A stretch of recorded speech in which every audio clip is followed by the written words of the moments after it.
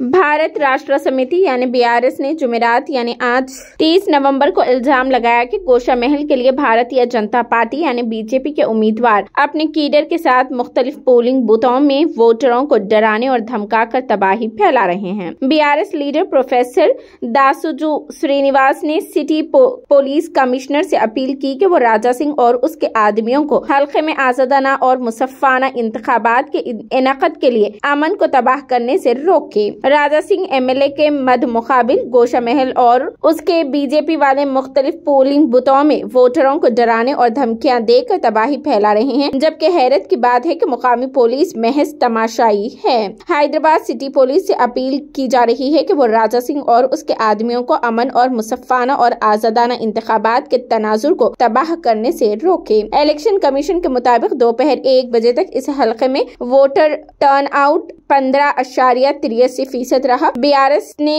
नंद किशोर बिलाल व्यास को नामजद किया है और कांग्रेस के एम सुनीता राव मद मुकाबिल उस हल्के से राजा सिंह के खिलाफ मुकाबला कर रही है। ईवीएम की खराबी से वोटिंग में खलल पड़ता है। कई वोटरों ने इल्जाम लगाया कि उन्होंने 1 घंटे से ज्यादा कतारों में इंतजार किया क्योंकि जुमेरात की सुबह गोशामहल हल्के के बूथ नंबर 25 पर पोलिंग में ताखिर हुई। मुश्तअल वोटर्स ने पोलिंग बूथ पर किए गए इंतजामात पर अदम इत्मीनान का इजहार किया। गोशामहल हल्के के Ajanta gate polling station booth number 25 में ईवीएम में तकनीकी खराबी की वजह से ताखिर हुई। ताहम पोलिंग हुकाम ने फौरी तौर पर उसे दुरुस्त किया और पोलिंग दोबारा शुरू हो गई। जुमेरात यानी आज 30 नवंबर को सुबह 11 बजे तक इस हल्के में 13.6% पोलिंग हुई थी। नई रियासती कानून साज असेंबली के इंतखाब के लिए फिलहाल तेलंगाना भर में सख्त सिक्योरिटी के साथ पोलिंग की जा रही है। इलेक्शन कमीशन ऑफ इंडिया ने 33 अजला में फैले 35,655 पोलिंग स्टेशनों पर पोलिंग के लिए वसी तर इंतजाम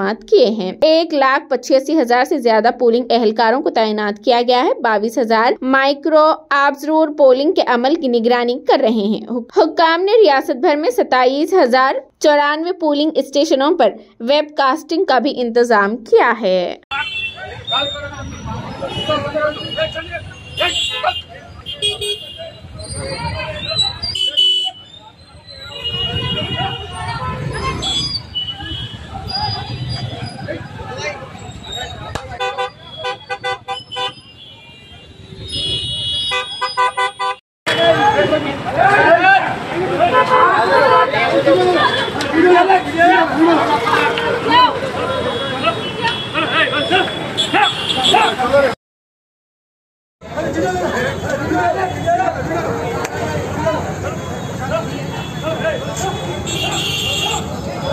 वहाँ खड़े हो इनकड़े आगे वीडियो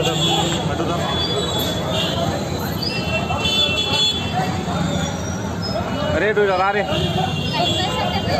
कोई डीआरएस वाले